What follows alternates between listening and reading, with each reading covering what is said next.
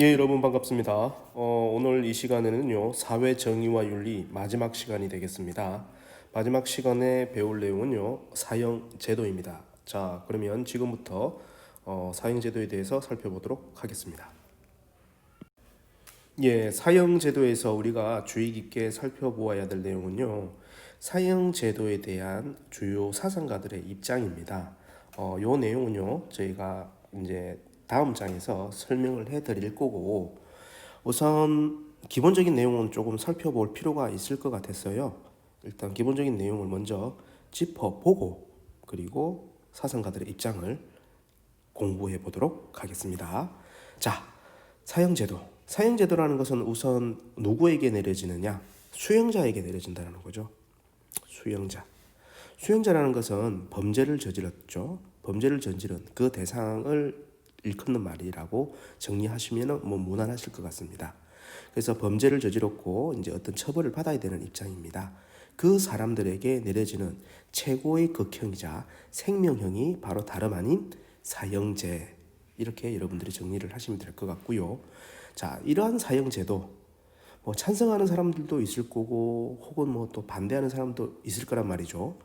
자, 그래서 찬성과 반대를 주장하는 각각의 입장에서는 어떠한 내용들을 주요 근거로 활용하고 있는지를 살펴보도록 하겠습니다. 자, 먼저 찬성 측의 입장을 살펴보겠습니다. 찬성 측을 우리가 일반적으로 이제 사형제도가 계속 이어져야 된다라고 해서 존치론자라고도 부릅니다. 자, 이들은 어떤 내용을 주요 근거로 하느냐? 먼저 국민의 안정과 사회 질서 유지를 위한 입장에서 사회 방위론 혹은 사회 격리론을 주장을 합니다. 이제 사회 격리라는 것은 앞서 우리 언급했던 이 수용자들을 사회로부터 격리시킨다는 거죠. 떼어놓는다라는 겁니다. 그렇게 해서 국민의 안전과 사회 질서를 유지하겠다는 입장이라는 거죠. 또 한편으로는 응보론적인 관점이 있습니다. 이 응보론이라는 것은 무슨 뜻이냐? 다른 말로 표현하면요, 응당한 혹은 상응하는 어떤 행위를 했죠. 그러면 거기에 맞는 비례하는 이렇게 이해되는 겁니다. 그래서 응보론적 관점, 자신이 한 행동에 대한 처벌을 받아야 된다는 거죠. 어떤 관점에서 동등성의 원리 혹은 여러분들이 잘 아시는 눈에는 눈, 이에는 이, 바로 이 탄료의 법칙에 의해서 사형 제도를 존치시켜야 된다는 입장입니다. 또 한편으로는 범죄 예방에 효과가 있다, 이렇게 얘기하는 경우도 있고요. 또 한편으로는 아직까지는 없애기에는 너무 이른 거 아니야? 라고 하면서 시기상조다 라는 입장이 있습니다. 이제 이러한 내용들이 주요한 사형제도를 존치시키고자 하는 사람들의 입장이라고 한다면, 이제 없어져도 돼, 없어져야 해, 반대하는 폐지론자의 입장이죠. 보게 되면 제일 먼저 언급되는 것이 바로 인도주의적인 관점이라는 겁니다. 인도주의적 관점. 사람으로서 도저히 이거는 아닌 것 같아요. 그 사람이 아무리 잘못을 저질렀고 나쁜 짓을 저질렀고 상대방을 살해했다고 하더라도 우리가 사람된 관점에서, 인도주의적 관점에서 한번 판단해 보게 되면은 너무 과한 것 같아. 그래서 인간의 존엄성을 우리가 한번 생각해 보자 라는 그런 얘기가 되겠고요. 또 한편으로는 처벌의 목적이라는 것이 지금 보시는 바와 같이 교화와 개선입니다. 누구를 교화시키고 개선시키는 거죠? 네, 그 행위를 해서 벌을 받고 있는 사람을 교화시키고 개선시키는 겁니다. 그래서 새 사람으로 만들어내고자 하는 것이 처벌의 목적인데, 사형제도의 경우에는 그 대상자가 어떻게 되는 겁니까? 없어지는 거라는 거죠. 그래서 여기에 좀 맞지 않다라는 입장인 거고요. 그 다음에 찬성론자에서는 사형제도가 범죄 예방에 효과가 있다라고 했는데, 이 반대론자, 폐지론자들의 입장에서는 지속적으로 사형제도 있어 왔어. 근데 여러분들이 한번 생각해 보세요. 이게 과연 범죄 예방에 얼마나 효과가 있었는가? 우리는 예방 효과가 없었다고 봐요. 라는 그런 근거를 든다라는 겁니다. 또 한편으로는 정치적인 어떤 악용의 우려가 있다, 얘기를 하는 거죠. 이거는 이제 정치 수준이 그 사회나 국가나 운영하는 정치 체제라는 것이 있을 겁니다. 있어요. 근데 이 정치 체제가 수준이라는 게 또 사실상 또 존재를 한다는 겁니다. 근데 시민사회가 발전되어 있는 뭐 우리나라의 경우에는요 문제가 안 되는데, 정말 정치 수준이 낮은 그런 국가나 사회에서는 어떤 비판적인 견해 입장을 가지고 있는 사람들을 겸허히 수용하기보다는 그런 사람들을 적으로 간주해 가지고 죽이려고 하는 정치적인 의도가 사실상 존재해 왔습니다. 이때 이제 사형 제도가 활용이 되는 거죠. 이제 그런 의미로서 정치적 악용의 우려가 있다라는 얘기입니다. 또 한편으로는 오판 가능성이 존재한다, 이렇게 지적을 하는 겁니다. 사형 제도를 벌로서 내리는 겁니다. 누가? 사람이. 근데 그 사람이 완전하지가 않다라는 거죠. 완전하지가 않아. 실수할 수 있다라는 겁니다. 오판할 수 있다라는 겁니다. 오판으로 인해서 어떻게 된다? 네, 고귀한 인간의 생명이 사라진다는 겁니다. 그렇기 때문에 사형 제도는 반대한다, 폐지되어야 한다라는 식으로 이야기가 정리되는 겁니다. 자, 그래서 우리가 찬반론의 주요 입장을 살펴보았고요. 또 한편으로 이제 우리가 지금 벌에 대해서 이야기를 하고 있으니까 벌에 대한 얘기도 잠깐 살펴보도록 하겠습니다. 공정한 처벌의 조건. 이건 그런 거죠. 우리가 벌을 주는 데 있어 가지고 어떤 기준이 있어야 되고 그 벌 자체가 공정하게 집행이 돼야 된다는 겁니다. 그 관점에서 우선 증거 채택주의와 재형 법정주의가 준수돼야 된다는 겁니다. 이 말인즉슨 일단 어떤 사건이 발생했어요. 그리고 그 사건과 관련된 사람들이 여럿 있다라는 겁니다. 근데 유력한 사람이 범인인 것 같아요. 이 사람이 유력한 범인으로 판단이 된다는 거죠. 그러면은 경찰이 잡아가겠죠. 그렇게 잡아갈 때에도 전제되어야 되는 것이 뭐냐면요, 무죄 추정의 원칙입니다. 이 사람이 죄가 없다라는 것을 전제를 해야 된다는 거죠. 죄가 없다라는 거. 그리고 죄가 없는 상태에서 우리가 의심을 해서 이 사람을 데려왔기 때문에 이제 우리는 뭐 해야 되죠? 경찰은 어떻게 해야 되죠? 유죄를 입증시켜야 된다는 겁니다. 그럼 유죄를 입증시키는 데 있어서 중요하게 사용되고 있는 것이 바로 뭐다? 증거라는 겁니다. 증거를 제고로 우선시해가지고 그 사람의 유죄를 입증을 시켜야 된다는 것이 공정한 처벌의 조건으로서 제시되는 개념이고, 또 하나 더 얘기를 드리게 되면은 이제 증거를 통해서 그 사람이 죄를 지은 것이 확인이 됐어요. 그러면 이제 어떤 처벌을 해야 되겠죠. 그럼 처벌을 할 때 어떤 기준이 제시돼야 되는데 그것이 무엇이 돼야 된다? 바로 법이 돼야 된다는 겁니다. 쉽게 얘기하면은 법에서 정해진 대로 처벌이 판결이 나야 된다는 거죠. 자, 그래서 공정한 처벌의 조건, 증거 채택주의, 재형 법정주의 설명을 드렸고요. 또 한편으로 비례성의 원칙도 한번 생각해 봐야 된다는 겁니다. 벌을 줌에 있어 가지고 그 벌이 어디에 비례해야 되는지를 얘기를 하고 있는데요. 목적의 정당성, 수단의 적합성, 침해의 최소성, 법익의 균형성, 요 네 가지가 제시됩니다. 각각의 내용을 잠시 설명드리게 되면요, 이 목적의 정당성이라는 것은 처벌의 목적 이 자체가 뭐 해야 된다? 정당해야 된다는 겁니다. 그리고 수단의 적합성이라는 것은 처벌의 수단이 처벌의 목적에 적합해야 된다는 의미고요. 또 침해의 최소성이라는 것은 그 대상자에게 우리가 처벌을 하는데 처벌로 인한 어떤 기본권을 제한하거나 침해서는 안 된다는 거죠. 만약 한다고 하면 어떻게 된다? 최소한으로 해야 된다라는 그런 입장입니다. 또 이제 법익의 균형성이라는 것은 처벌이 의도하는 어떤 공익상의 효과가 있다는 거죠. 그것을 너무 능가해서는 안 된다는 겁니다. 딱 그 수준까지, 공익상의 효과 그 수준까지만 지켜지면 된다라는 내용이 바로 법익의 균형성이라는 겁니다.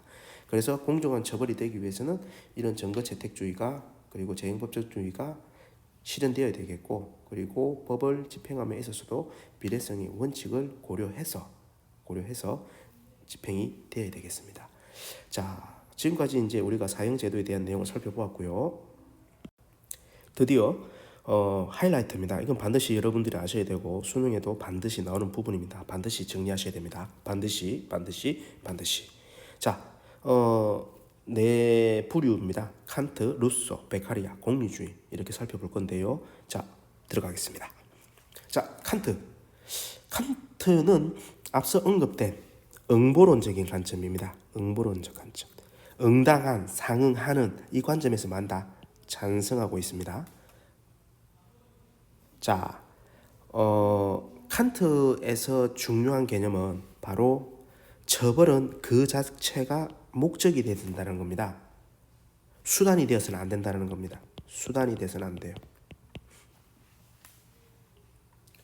처벌은 그 자체가 목적이 되어야지 뭐 공공선의 실현을 위해서 이런 거 안 된다는 겁니다. 그러면 이 처벌이 구체적으로 무엇인가를 여러분들이 잘 정리를 하셔야 됩니다. 자, 사형제도는 보복의 수단이고 공적 정의의 수단입니다. 이 표현 맞습니다. 하지만 주된 포인트는 뭐다? 자신이 한 행동에 대해서 책임을 지게 하는 인간의 존엄성을 실현하는 그 자체가 바로 키포인트라는 겁니다. 이해되시나요? 어려울 수 있겠죠.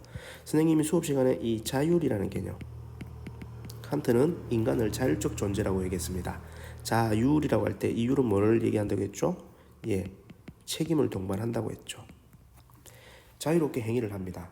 근데 그 행위에서 내가 책임을 질 수 있는 하나의 방안으로서 사형제도 생각해 볼 수 있다고 했습니다. 응보론적 관점이라고 했죠. 응당하는, 상응하는. 내가 사람을 죽였다고 한다면 그게 응당하는 입장이 뭐죠? 나 역시 죽어야 된다는 겁니다. 그런 관점에서 사형제도를 찬성을 한다는 거죠. 자, 지금 선생님이 얘기했던 내용을 중심으로 다시 한 번 더 정리를 해보십시오. 처벌은 그 자체가 목적입니다. 누구에 대한 처벌이죠? 내가 한 행위에 대한 처벌입니다. 어떤 이유가 없다는 겁니다. 수단이 아니라는 겁니다. 그리고 이러한 사형제는 보복의 수단이 된다는 겁니다. 누구에 대한 보복? 나에 대한 보복이라는 겁니다. 타인에 대한 보복이 아닙니다. 내가 한 행위에 대한 보복의 수단이 되는 것이고 이를 통해서 공적 정의의 수단이 가능하다는 겁니다. 근데 공적 정의가 목적이 아니라는 거죠. 자신이 한 행동에 대해 책임을 지게 하는 인간의 존엄성 실현, 이 관점은 반드시 가져가셔야지만 칸트의 입장, 사형제도에 대한 입장이 이해가 된다는 거 주의하시기 바랍니다. 자, 이제 루소 보겠습니다. 루소도 역시 뭐죠? 응보론적 관점에서 사형제도 찬성합니다. 여러분들은 사회계약서를 배웠죠? 루소는 사회계약론자입니다.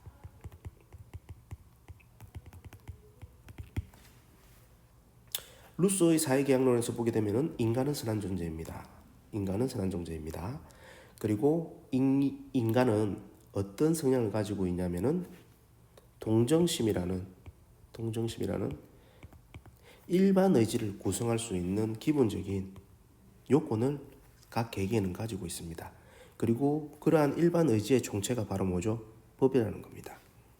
자연 상태에서는 평화로운 상태였지만 우리 인간이 가지고 있는 어떤 일반 의지와 반대되는 개념 특수의지죠.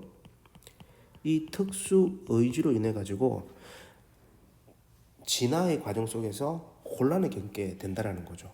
그래서 그 혼란을 최소화시키기 위해서 계약을 한다고 했습니다. 그래서 국가라는 존재가 탄생을 한다는 거죠. 자, 그 국가에 뭘 양도한다고 했죠? 바로 기본권, 이 생명권을 보장받기 위해서 양도를 하는 겁니다. 자신의 생명권, 기본권을 보장받기 위해서 양도를 하는 거죠. 모두가. 근데 그걸 깨트린 겁니다. 누가? 범죄를 저지른 사람이. 그렇기 때문에 이 사람들은 공공의 적이 된다는 거죠. 그리고 이 사람들은 뭐죠? 범죄자의 존엄성을 지켜줄 필요가 없다는 입장입니다. 존중이 안 된다는 입장이라는 겁니다. 자, 루소 다시 한 번 더 정리할게요. 칸트와 동일하게 응보론적인 관점입니다. 이 응보의 개념은 뭐죠? 계약을 우리가 했는데 그 계약을 본인이 깨뜨린 거예요. 그럼 그 깨뜨린 거에 대해서 책임을 진다는 그런 관점이라는 거죠. 그래서 사형제도 찬성한다. 예, 다음은 이제 베카리아를 알아볼 건데요. 베카리아는 앞서 살펴보았던 칸트나 루소와는 달리 반대하는 입장입니다. 반대하는 입장. 반대의 근거로 여러 가지를 드는데 그 중에서 제일 핵심이라고 할 수 있는 부분은 뭐냐면요. 범죄 예방의 효과와 관련했을 때 사형제도라는 것은 일시적이고 순간적이라는 겁니다. 일시적이고 순간적으로 이렇게 효과를 주기 때문에 그것이 아닌 종신형이 더 낫다라고 생각하는 입장입니다. 종신형. 종신형은 그 범죄를 저지른 사람에게 지속적으로 살아있는 동안 지속적으로 효과를 보인다라는 거죠. 그렇기 때문에 사형제도를 반대를 합니다. 이게 핵심 근거입니다. 그 기타 이제 얘기되고 있는 것들이 우리가 앞에서 살펴보았던 사형제도를 반대하는 폐지론자 입장과 크게 다르지 않습니다. 뭐 오판 가능성이 있고 생명권을 양도하는 사람은 이 세상에 존재하지 않기 때문에 말이 안 된다. 그 다음에 범죄자 생명의 존엄성도 존중되어야 된다. 그리고 처벌의 목적을 생각했을 때 교화 개선, 재범, 재발 요런 데에 주력을 해야 된다. 그런 관점에서 사형제도 반대를 입장을 얘기하는 것이 베카리아고요. 마지막으로 이제 공리주의인데요. 공리주의는 지금껏 우리가 살펴보았던 사형제도에 대해서 찬성한다, 반대한다. 이렇게 명확한 입장을 띠지는 않습니다. 찬반이 다 가능합니다. 찬성할 수도 있고 반대할 수도 있다는 거죠. 자, 공리주의는 기본 입장이 뭐죠? 예, 선이라는 거, 옳다라고 생각되는 거, 바르다고 생각되는 거, 우리가 추구해야 될 지향점은 쾌락이라고 얘기를 합니다. 그리고 악, 나쁜 거, 비해되고 하는 이 부분이 뭐죠? 고통이라는 거죠. 그러면은 사형제도는 고통을 주는 거잖아. 그럼 그 자체는 악이죠. 그런데 이게 필요악이라고 얘기하는 거죠. 필요악. 이 필요악은 어떤 기준일까요? 공리주의의 한 특성을 생각해 보십시오. 그렇죠. 공리주의에서는 뭘 얘기하죠? 사회적 유용성을 항상 강조합니다. 그래서 공리잖아. 그죠? 자, 그래서 사회적 유용성이 높으면은 필요하다라는 겁니다. 근데 역으로 한번 생각해 봅시다. 만약 사회적 유용성이 낮으면 어떨까요? 예, 필요하지 않다라는 겁니다. 그러면은 찬반 입장이 언제든지 가능하다라는 거죠. 중심이 뭐가 되는 거죠? 바로 사회적 유용성이 되는 겁니다. 그래서 이제 뭐 사형제도와 관련해 가지고 공리주의 입장에서는 뭐 일방 예방주의, 그 다음에 특수 예방주의라는 개념이 간혹 등장을 하는데요. 일방 예방주의라는 것은 대상을 누구로 하고 있냐면은 그 사회를 구성하고 있는 모든 사람들을 대상으로 예방하자고 이야기하는 겁니다. 그러면 모든 사람들에게 이 얘기를 할 때 효과적인 건 뭘까? 사형제도가 있어야 된다는 거죠. 급을 주는 겁니다. 그러나 특수 예방주의, 어떤 소수의 특정한 사람들에게 얘기할 때는 그런 것보다는 사형제를 반대한다는 입장이 더 효과가 있다라는 입장입니다. 그래서 일방 예방주의에서는 사형제를 찬성한다라고 표현을 하고 있고 특수 예방주의에서는 사형제를 반대한다. 이렇게 여러분들이 정리하시면 될 것 같아요. 사형제도에 대해서 뭐 짧은 시간에 설명이 될 거라고 생각했는데 막상 해보니까 이것도 생각보다 시간이 좀 많이 길어졌습니다. 자, 중요한 건 뭐라고 했죠? 바로 사형제도에서 등장하고 있는 이 사상가의 입장입니다. 잘 정리를 하셔야 돼요. 자, 지금까지 사형제도에 대한 내용을 살펴보았습니다. 수고하셨습니다.